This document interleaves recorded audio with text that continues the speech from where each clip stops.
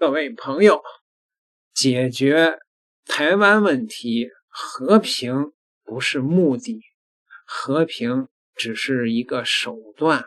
那么统一呢，才是最终的目的，无论是用怎么样的手段，对不对？最近呢，中国呢有一种论调啊，别说中国的很多的这种爱国网友了，连这个台湾的名嘴邱毅先生都看不下去了。因为最近呢，中国有些那个人呢，甚至有一些学者老是在说啊，这个不统而统，和平统一啊，塑造这个各种各样的台湾周边的和平统一的条件，到时候台湾就自然而然的回归了。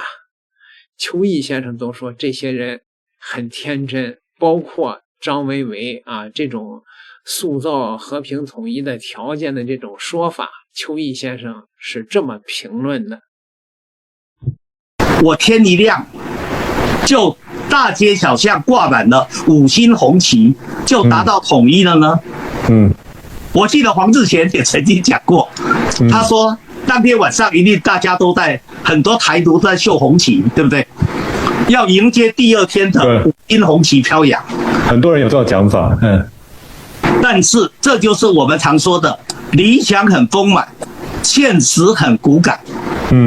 我假设杰克现在发现有个女子长得非常的美丽，你心生爱慕之恋，你每天都在想，你用什么方法，一步一步的把她的芳心完全的掠夺，让她成为你的囊中之物，库底之臣哈，臣服于你的库底之下哈，对不对？结果你想，我很多招啦，你说，你从来都没有采取具体的行动，你每天都只在想，这不是我的风格，那会产生什么结论？那就自己有一天你突然间早上醒来接到消息，不是告诉你你把这个女的统一了，对不对？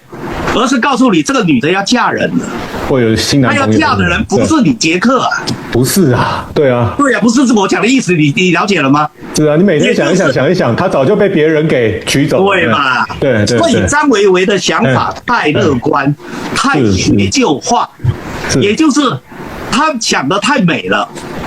天底下没有叫不统之统的，不统之统有可能像我刚才讲的，有一套完整的理论架构，有谋略，我另外还有推动的计划的时间表，对不对？可是他没有，他那个不是，他那个是灵光一现，凭空一想，跳跃思考，对吧？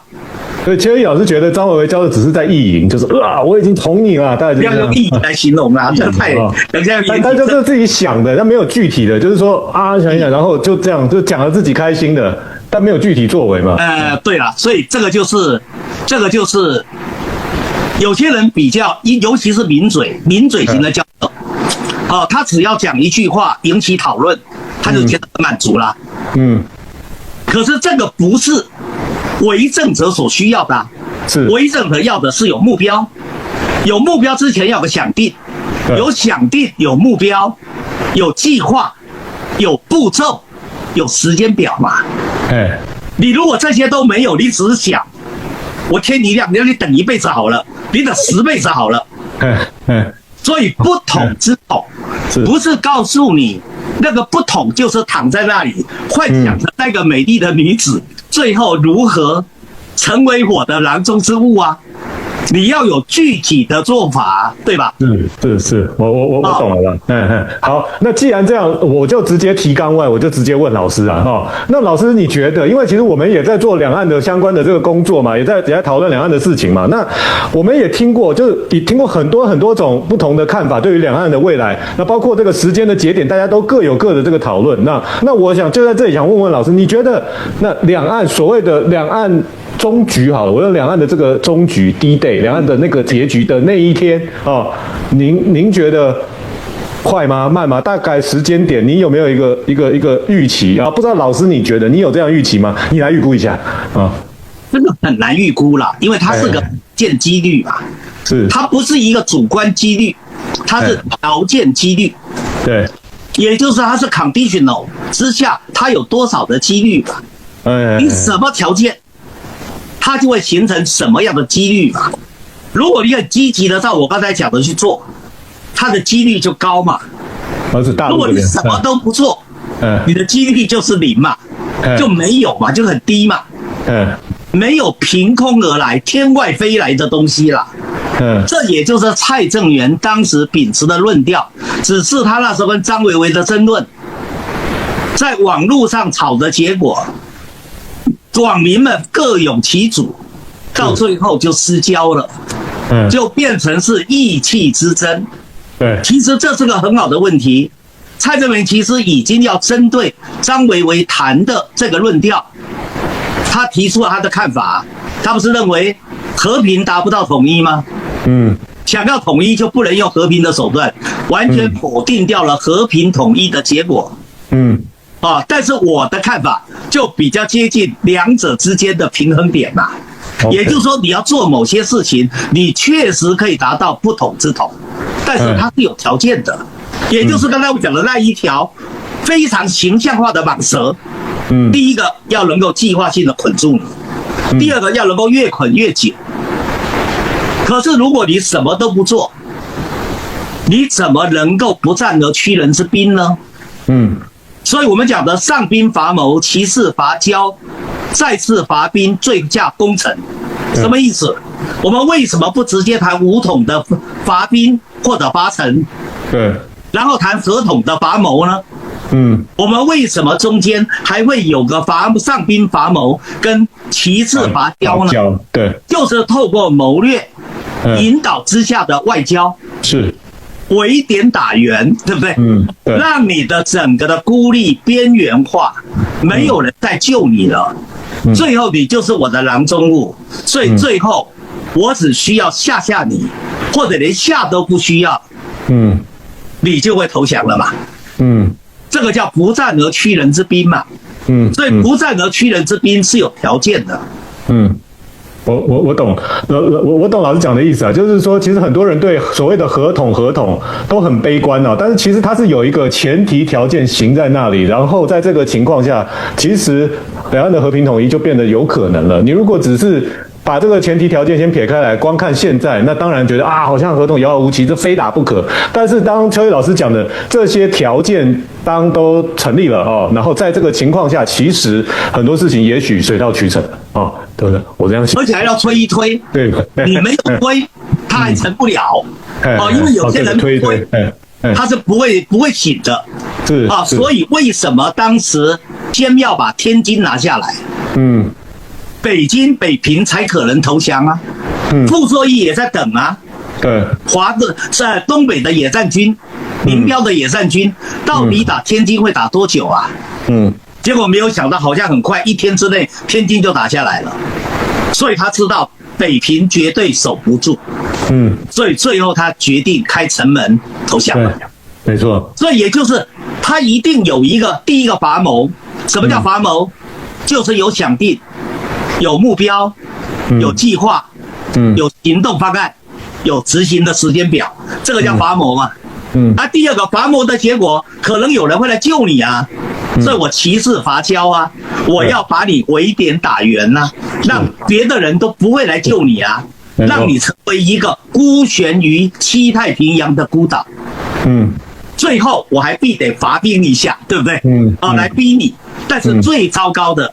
就是我逼了半天，你到最后还是攻城了，还是要拼到最后一兵一卒。所以《汉光演习》里面有一个东西我就很怕，我看了就怕，因为他说要打持久战呐，就是要往这边走，然后要打城镇战，又用民用的货柜车跟皮卡车去载军用的武器弹药啊，然后甚至把武器弹药要放在公庙、派出所。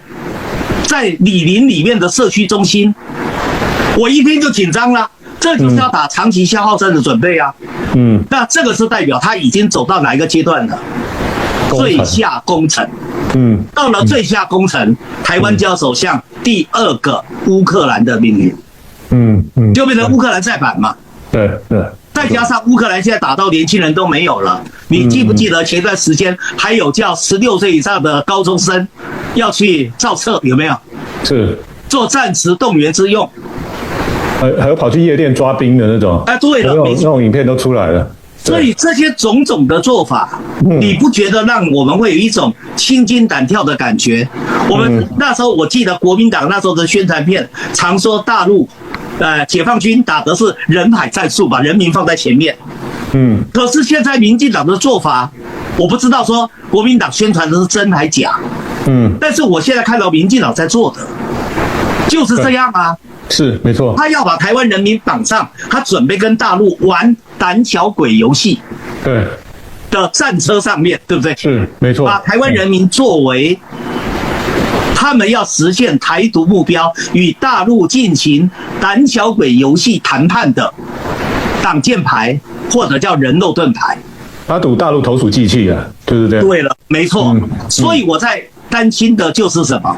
我在担心的是，你在玩胆小鬼游戏的时候，是双方，我们常讲胆小鬼游戏就是在玩狭路相逢勇者胜。我跟杰克两个人在谈判，在玩一个博弈，在玩一个 game， 对不对？那这时候我们两个人最后谁能够成为赢家？就如同我们常看谢贤刚过世，谢贤拍了很多赌王斗千王的片，里面他跟一些所谓的千王在对垒的时候，不就是在玩这个游戏吗？就是胆小鬼游戏啊，我就是在跟你拼啊。所以呢，我建议啊，中国的有关的部门啊，包括一些大 V， 像张维为先生啊，以后再谈到统一的问题，别动不动啊言必称，把这个和平就挂到前面啊。包括中国的国台办，中国的这个对外的发声部门，我觉得应该改进这个事儿。和平，记住了，只是一个手段之一的选择，统一才是目的。那也有人老说呢，说这个统一台湾以后对台湾的治理是一个很大的难题，但是呢，中国的大 V 项立刚不同意，他说治理台湾很容易，解放台湾之后呢，台湾的治理呢就是一个必须面对的问题啊，说经常听到这样的说法，打下台湾很容易，治理台湾很难。事实上项立刚说，我认为治理台湾并不难。很多人会觉得啊，这个中国这么多年治理香港还存在一些问题，香港还发生了暴乱，台湾的面积大人口多，肯定会比香港复杂。香港那个时候是国力弱啊，既想收回香港，还不想得罪西方势力，所以搞出了个一国两制，一开始就种下了很多的隐患。在制度管理执行的时候呢，也是投鼠忌器，确实是这样。香港这些年的总体还是正常发展，并没有出现根本性的问题啊。咱们多说一句啊，我的老粉丝都知道，香港那些年闹暴乱的时候，我在第一天第一时间我就给中央一个建议。我的建议就是把当时的解放军驻香港的军营，解放军先撤到深圳，把军营空出来，然后呢出动警察，把街上闹事的那些人1万多人，顶多也就抓1万多人，通通给弄到解放军军营里关起来，按照这个国家安全法，当时可能还没制定这个香港区的国家安全法，但是按照大陆的国家安全法啊和香港本地的特区法进行审判。我的老粉丝都记得吧？最后怎么样啊？最后林郑月娥啊可以说是尴尬下台，然后呢后续上来的按照我的当年那个预计吧，抓了13000多名吧台独分子。这个事儿拖了1、2年，如果按照我当时的那个做法的话，香港动乱马上就平息下去。各位同意吗？解决台湾，项立刚说，当然就是一国一制，进行社会主义改造，设置成一个省，融入整个中国的郡县管理机制，在管理机制上受到的掣肘少，管理起来会更顺手啊。那个台湾人容易不容易管啊？那当然很容易管了。台湾并没有自己的宗教，没有自己的文化传统，没有自己的文字，没有自己的语言，当然没有自己的思想。他们能为自己的理想去打游击，去拼命。台湾人有这个胆吗？对于台湾人而言，普通人给他们的利益就可以了啊。他们有什么自己引以为豪的东西吗？台湾人喜欢说他们的民主自由的制度，台湾有什么狗屁的制度？这些制度不都是国外抄过来的吗？这些年台湾的经济有了一定程度的发展，甚至一度超过大陆的水平，得益于台湾的制度吗？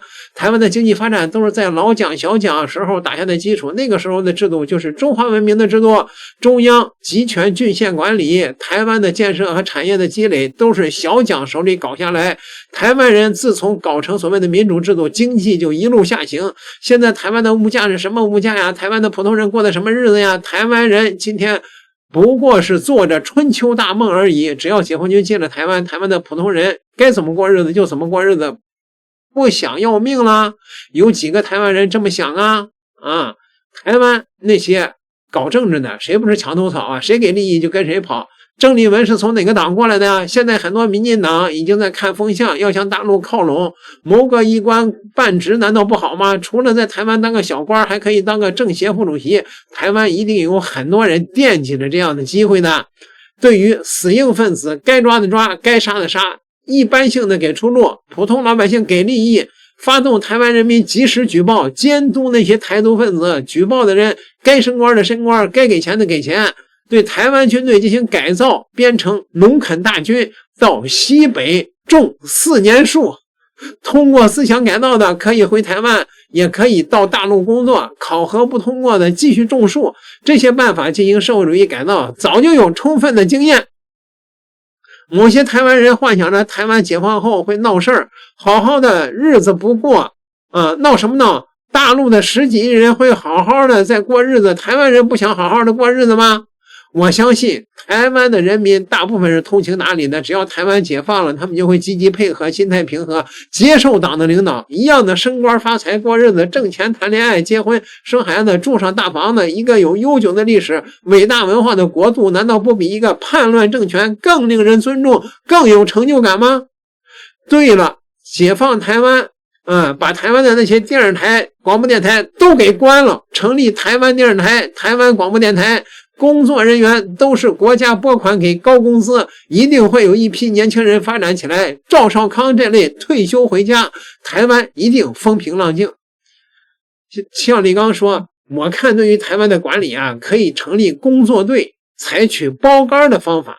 我愿意加入这样的队伍，自己出工资，参加对台湾的管理。向立刚想去台湾当副省长，大家觉得行吗？点个订阅，咱们下期再聊。